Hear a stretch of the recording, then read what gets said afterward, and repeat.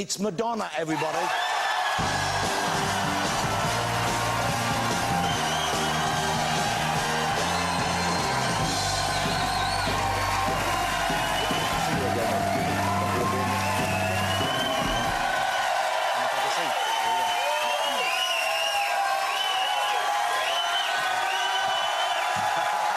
Be careful. Madonna! Let's do some... Don't encourage them. Like they need any encouragement. How lovely to see you again, and thanks so much for coming on the show. It's my pleasure. You have no idea how happy I am to be sitting in this couch, on this couch. Is it, and it's comfy enough for you? You okay? I do feel like it's sucking me in a bit. So some people do that on purpose. Would they get sucked in? Do some people suck you No, they in? have furniture that makes people small. No. No, seriously, do you have like a notebook I could sit on?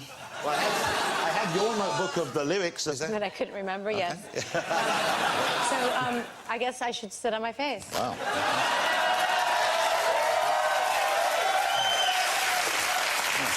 It's not very comfy. It's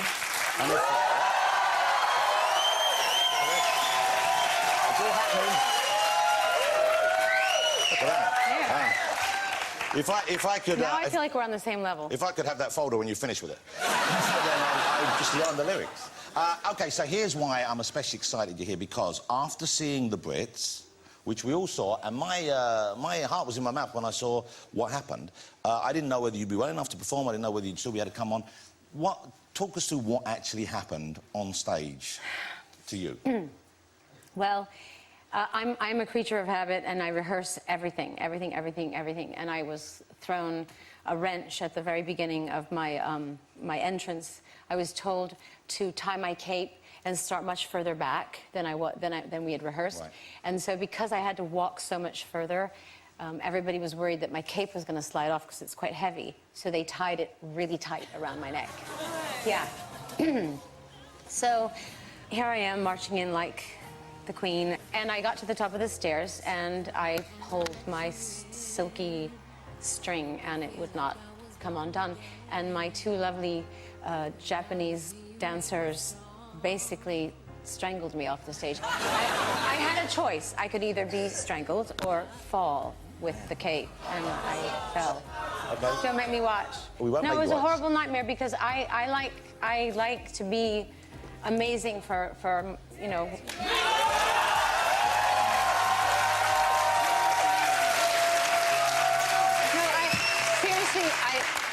I rehearse and I rehearse and I rehearse so that when I do the show, it's effortless, and I create magic. And I did the opposite. I actually created a horror show for everyone. But that wasn't the case, because what was remarkable is out of that accident, I think there's like a newfound respect and love for you, because most people would have fallen down like that, and there would have been, at the bare minimum, there'd have been some sort of delay. Like, you look at most of our Premier League footballers, they've done like that, they're out for the season. Okay? They're on a stretcher. That helps the game. That's like... Well, they do it on purpose, maybe. Yeah. But you got straight back up and you got straight back into it. Here's the thing that surprised me, and I don't know how aware of this you are. Some people were saying after the event, I'm sure you all heard this, oh, it was a stunt. Madonna did it deliberately. That's what I heard it on the radio. And then some people cited the lyrics and said, it must have been a stunt because the lyrics make so much sense with that, because you come back and say, took me to heaven and let me fall down. Now that it's over, I'm going to carry on. Lifted me up and watched me stumble. It's like that couldn't have been... I'm never writing lyrics like that again. Honestly. They really fit, though. The universe was, I don't know, trying to teach me a lesson, I guess. I don't know. Now, I've tried to, in a gentlemanly way, look at your behind. There doesn't seem to be much of a bruise. I didn't hurt my butt. I hurt my head. Oh. I did. I didn't... I know how to fall. I've fallen off my horse many times, and I tucked, and I have, you know, good core strength. You've got good guns as well, so you're using those... Thanks. Yeah. But the thing is, I had a little bit of a whiplash, and I smacked the back of my head, so... Wow. There was a man standing over me with a flashlight till about 3 a.m., making sure that I was still corpus mentis. But, you know, I was amazed because I saw... I mean, I follow you on Twitter. I follow Madonna on Twitter, and I saw that you tweeted before the Brits that you were really pretty nervous. I am. I'm always nervous. Live TV Live TV is ucker. Yeah. No, it it is when you're singing live. You can't make any mistakes. You can't make any mistakes. You can't make any mistakes. What's the worst that could happen if you made a tiny mistake? You know, you fall down the stairs. Yeah.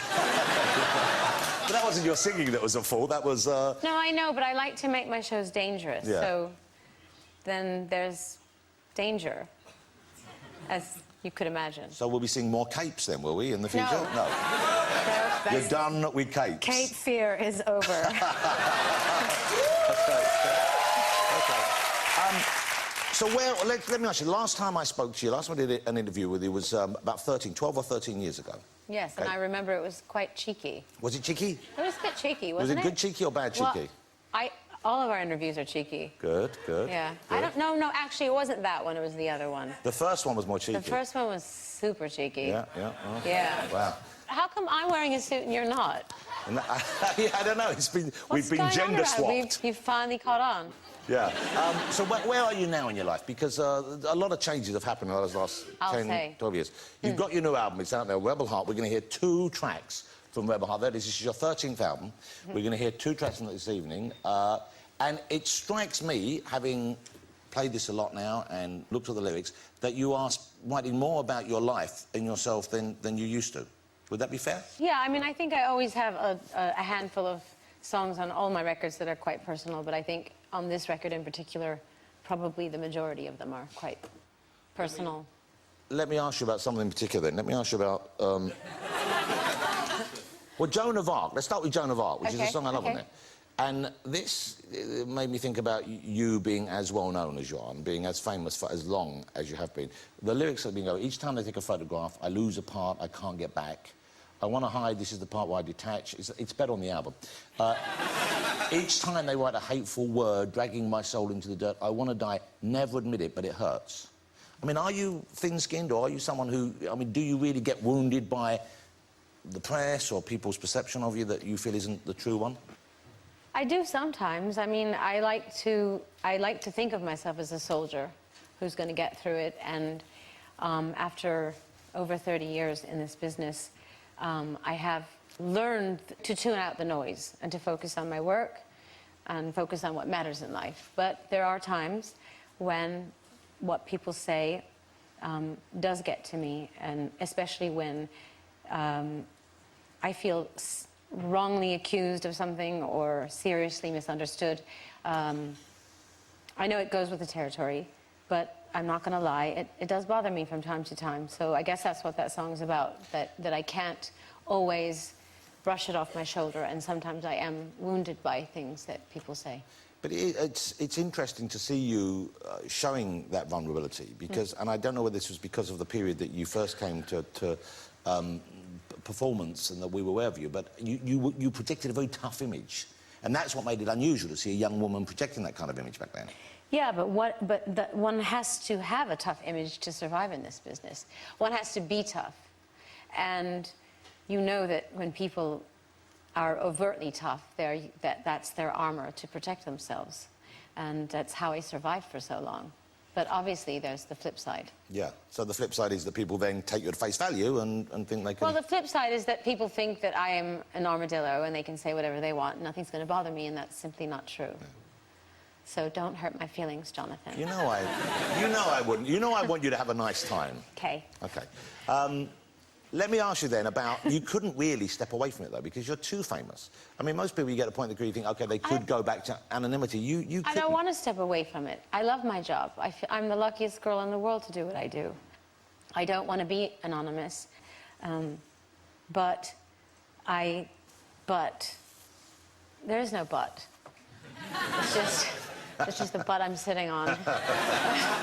Actually, there's a book and a coat. Yeah. And a butt. And a butt without a bruise on it. Let me ask about the lyrics, these lyrics in particular, then. Here you go. This is a track which isn't on the regular album, it's on like the deluxe edition. Veni Vidi Vici. I came, I saw, I conquered. I think you that speak Latin. Oh, perfectly. And here's the quote. Then I got married, happily of course. Then that ended in a bad divorce. I know how to pick 'em, don't I? But I didn't say that. That's not my line. That's Nas's line. Yeah. You can quote my lines. I think I don't talk about my divorces in this song. Do you not? No. Let's talk about them on the show then instead. Other things. What would you like to know? No, well, I tell you what I want to know. When I met you, the last time I interviewed you, you were with Guy, and you seemed super happy, of course, and you were, I'm sure. Yeah. And now, of course, you're not with Guy. Divorces happen. Was he the wrong person? Were you the wrong person for him? Or were you fine then and your life changed? What happened in that? I think so much has to do with timing. Timing, meeting people at the right time in your life, being ready for one another. Marriage obviously involves a lot of compromise, and he has a big career, I have a big career, and, you know, how do we adapt to each other's big careers? And I think it's a question of timing. You know, sometimes you can meet somebody at the wrong time, even though they're the perfect person for you, and then it doesn't work out. So, that's it. I think it was a timing thing. And he forced me to go to pubs all the time. And I'm just kidding. I'm just kidding. You seem to like that, though. You seem to so like being here. I still like being here. I love London. I love it. I love my house. You know what I really liked about being here? I felt like I could start all over again. Yeah. And I really enjoyed. I felt like I was in an exotic place, even though England is very similar to America in many ways. It's very different. So I learned to love and appreciate things about English culture that I didn't grow up with. I mean, I grew up in the Midwest. My house had aluminum siding on it. I never heard of Georgian architecture before. I'd never been horseback riding before. I didn't know about fly fishing. I never drank ale. I mean, the list goes on and on. So I've got to say one thing. We don't have any queens. Yeah. And, well, we have queens, but not... Most of them are here this evening as well, I think.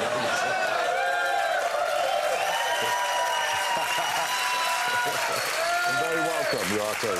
And I do not take my queens for granted. Yeah, no. I really enjoyed living here, and I love adapting to new environments, and I did enjoy myself. I learned a lot. Let me ask you about right now, then. Are you single now? Are you seeing someone? Are you looking for a man? Are you open to offers? What's the situation right now? My God, that's like 10 questions. Oh. I'm single. That's exciting news. It is. I mean, is it? I think so, yeah. What's exciting about it? Well, because... OK. Are you single? No, I'm not single, but I could get a pass. I think I could get a pass. For you, I'm pretty sure I could get a pass. Really? But are you looking to meet someone? Because I'm wondering whether... What kind of guys... It would take a certain strong guy to come up to you, because you're Madonna, you know. It's like, do you find that the guys are intimidated by you, or would you not be interested in someone if they were in the first place? I think the right man will not be intimidated by me. Yeah. And that makes sense? Yeah. But I guess you can't just go out to the pub, you can't go on Tinder. Or Grindr. Or Grindr. Top, bottom, I mean... I don't even know what that means. I don't either. So, where do you meet guys then? People arrange meetings for you, or you... Usually I meet people when I'm working. That's usually the time. Yeah. We're in the studio, on a film set, you know, people that I'm creatively collaborating with. That's generally how it happens. And I get the feeling that you're kind of a confident enough person, a strong enough person, to make the first move. Would that be the case? I am confident enough to do that. However, I am also kind of old-fashioned, and I like it when someone else makes the first move. So, put that in your pipe and smoke it. Yeah.